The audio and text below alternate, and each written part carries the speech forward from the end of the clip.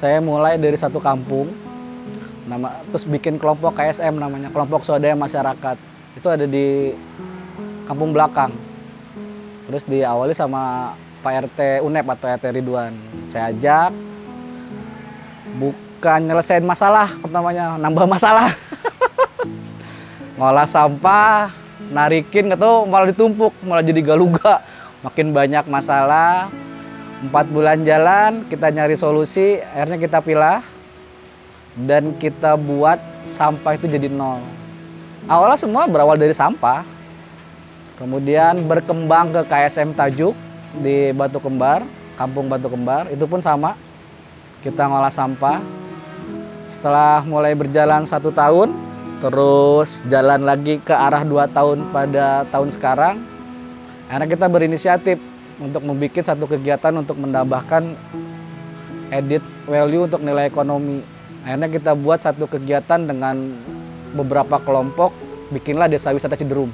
Awal tempat ini dulunya seperti galuga pembuangan sampah nih. Jadi emang tempat yang kurang tersentuh ya.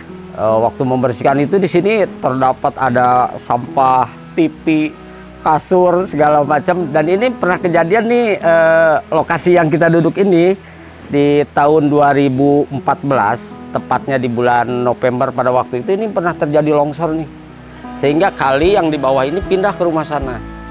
Nah, ini berkat kami, swadaya masyarakat dan unsur pemerintahan desa, membangun lagi nih kali baru ke sini nih, alur air. Nah, kalau ini dulu tempat yang emang kurang terjamah ya. Jadi tempat pembuangan sampah dari warga, akhirnya kami dan kawan-kawan membersihkan. Waktu itu tepatnya hampir berjalan 11 bulan.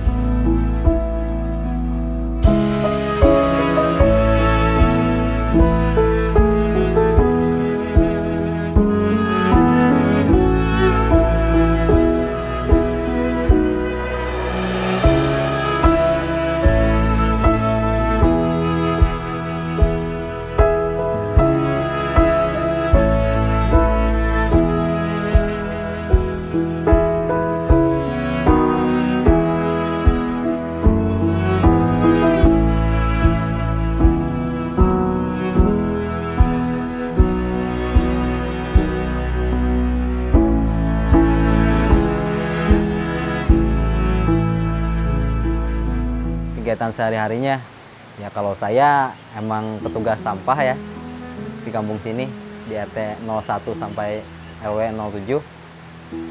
Emang saya PJ-nya juga ditunjuknya.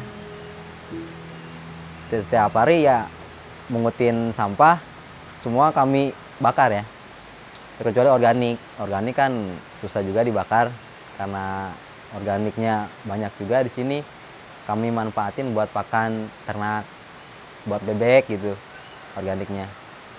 Kalau sampah-sampah model kayak plastik, pampers, yang lainnya kami bakar sampai jadi abu.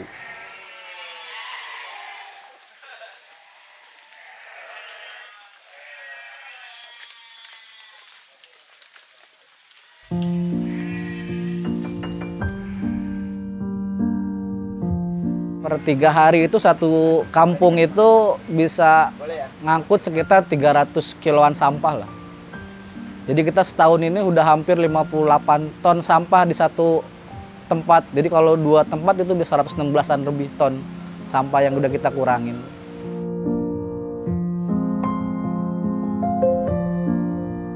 Karena kesadaran masyarakat di sini kebanyakannya masih sembarangan buangnya gitu bang, mentang-mentang di sini ada kali gitu ya, seenaknya aja, sekalian ke pasar lempar kali gitu. Karena udah dipersempit sekarang ruang buat pembuangan sampahnya, kayak di kali, terus kayak di lahan-lahan emang bener kebun orang buat dia buang sampah, kita bersihin, kita persempit dulu nih ruangnya, baru udah dia mungkin masyarakatnya, saya mau buang lagi kemana, ya mau gak mau ikut iuran sampah gitu.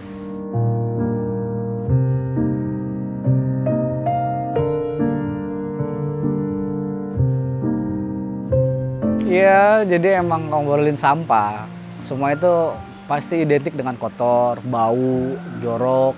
Padahal sisi lain sampah itu juga kita punya nilai ekonomi dan punya kehidupan tersendiri gitu. Nah, hebatnya dua kelompok yang kita bangun ini, KSM Tajuk dan KSM Cikerteg, itu bisa ngebuktiin sampah yang dia kelola itu bisa jadi nol. Di mana masih banyak orang untuk mencari solusi gimana sih ngeberesin sampah gitu yang dihasilkan tiap hari gitu. Nah, ini juga salah satu yang luar biasanya, ini kan tempat wisata gitu kan. Kok ngomonginnya sampah? Biasanya tempat wisata itu yang pertama nggak boleh kotor, terus selalu menghasilkan sampah. Nah, kita itu dibalik. Kita tuh selalu mikirin sampahnya dulu, baru kita mikirin tempat wisatanya. Sebenarnya apa yang kita lakuin di tempat kecil ini itu adalah satu model yang bisa ditiru di tempat lain, bahwa satu kegiatan itu nggak bisa terlepas satu sama lain gitu. Saat kita datang ke tempat wisata pasti kita ngasilin sampah gitu.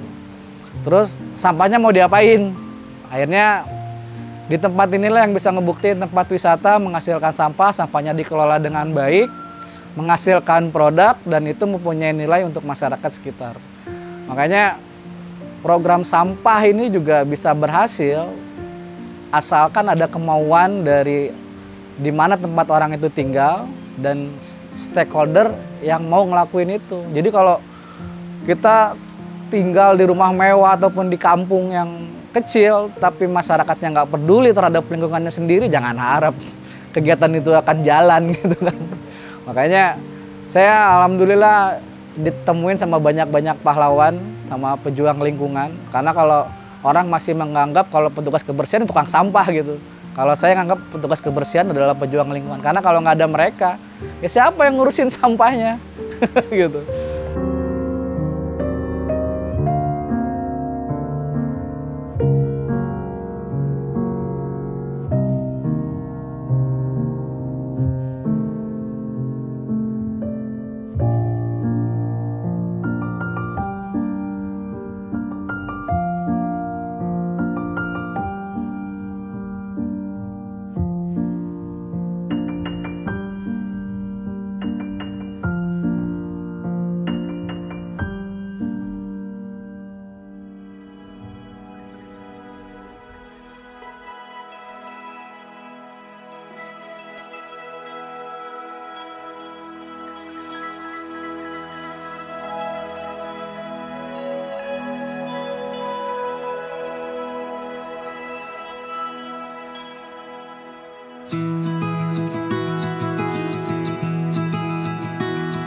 11 bulan sampai ya kita benahi, yang akhirnya alhamdulillah ini sedikit-sedikit berkat kerjasama dan dibantu oleh masyarakat sekitar ya, sehingga tempat ini menjadi seperti ini sekarang ini.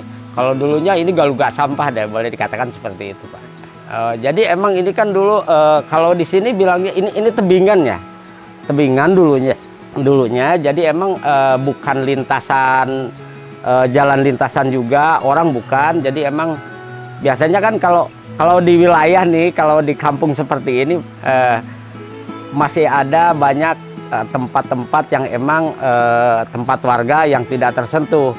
Jadi karena emang pada waktu itu sampah itu belum terkelola, jadi dengan minim kesadaran masyarakat, enak aja nih buang sampah sambil lewat ke tempat siapa aja nih gitu. Akhirnya sehingga proses waktu lama mungkin bertahun-tahun sehingga terjadilah penumpukan gitu.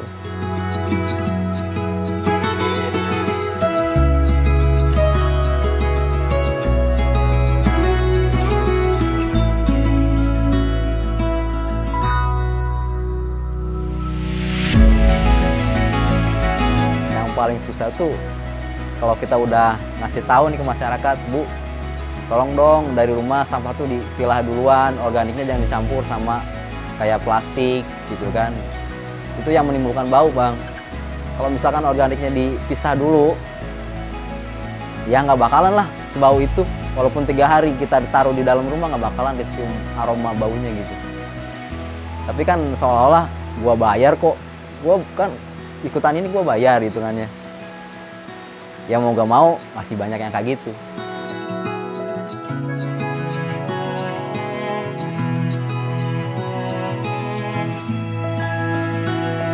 2 minggu sekali kita kasih paparannya kayak gitu ke ibu-ibu rumah tangga. Bu, ini kantong plastiknya, yang merah buat yang basah organik, yang hitam buat plastik gitu kan. Kita kasih nih karungnya juga kita taruh nih di depan rumah atau di pinggir rumah, kita gantungin. Jadi kalau udah dipisah masukin di sini Bu ya, jadi kita tinggal tukar karung doang.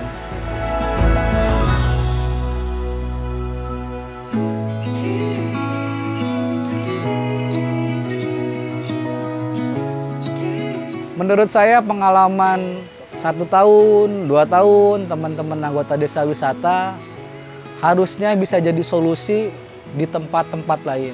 Karena belajar itu akan timbul sendiri ilmu yang datang dari waktu yang dikerjakan gitu. Jadi nggak segampang datang ngelihat, wah sekarang udah mulai dibawa sampahnya, oh kita udah punya nasabah banyak. Tapi itu ada masing-masing di kampung yang punya trik masing-masing untuk masyarakat secara langsung dipaksa dan secara langsung dia mengikuti sendiri kegiatan apa yang dilakukan gitu.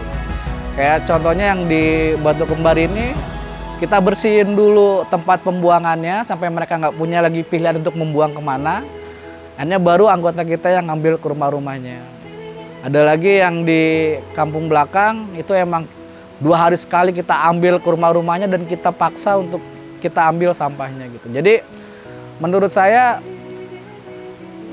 program yang dibuat di desa wisata ini bisa diterapkan hampir di semua titik tempat tinggal. Karena emang apa yang kita lakukan itu yang pertama, tempat kita bukan perumahan, nggak masuk mobil, nggak ada parkiran, dekat dengan masyarakat. Dan ini adalah kampung sesungguhnya gitu.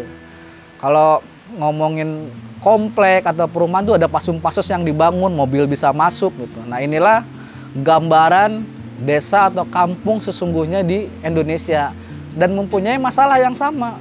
Masalahnya sampah, masalahnya kepedulian gitu kan. Makanya saya alhamdulillah punya pahlawan-pahlawan lingkungan di desa wisata yang mau nyurahin waktu dan pikirannya untuk ngebersihin kampungnya sendiri. Karena kalau kita udah ngurusin sampah, selamat datang di kontrak seumur hidup gitu.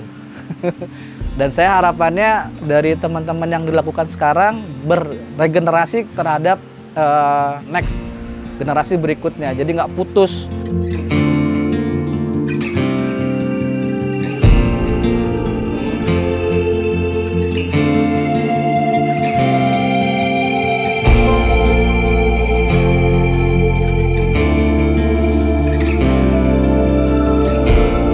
Ya pesan saya sih buat masyarakat khususnya umum di mana aja ya, khususnya di wilayah saya sendiri di sini khususnya di Desa Cederum, saya sih menghimbau kepada masyarakat supaya sadar dengan lingkungan, bisa membersihkan lingkungan itu supaya jadi bersih. Saya ingin menghimbau pada masyarakat supaya merubah perilaku secara pribadi untuk peduli dengan lingkungan. Kalau kita peduli dengan lingkungan, mungkin lingkungan itu akan menjadi bersih dan sehat. Itu aja sih harapan saya.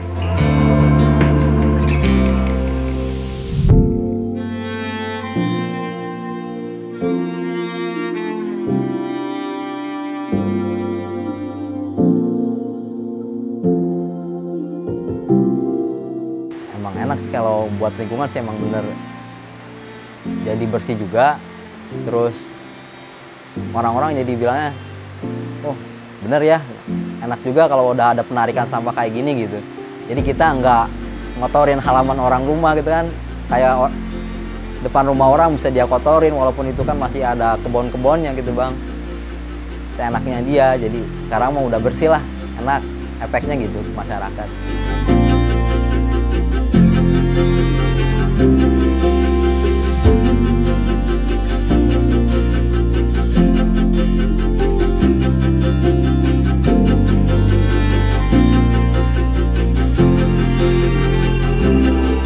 masyarakat sih banyak yang aware, tapi emang pemerintahan kita itu mungkin terbentur beberapa aturan, mungkin. Jadi kurang supporting lah dari pemerintahan juga. Harapannya sih pemerintah kita bisa inline lah, bisa saling ngedukung, karena emang saya ngelihat ini adalah salah satu solusi program untuk next kehidupan berikutnya gitu. Karena makin banyak manusia tinggal itu masih banyak ngasilin sampah. Merubah sampah jadi punya nilai ekonomi, masyarakat pun senang melihat tempatnya bersih, punya nilai, ikut bergabung, mungkin itu. Karena yang paling sulit saat membuat program ini, bagaimana masyarakatnya itu berubah dari nggak peduli menjadi peduli terhadap lingkungannya. Ya mudah-mudahan setelah video ini timbul juga makin banyak orang yang aware dan peduli tentang apa yang kita buat di Desa Wisata Cidering.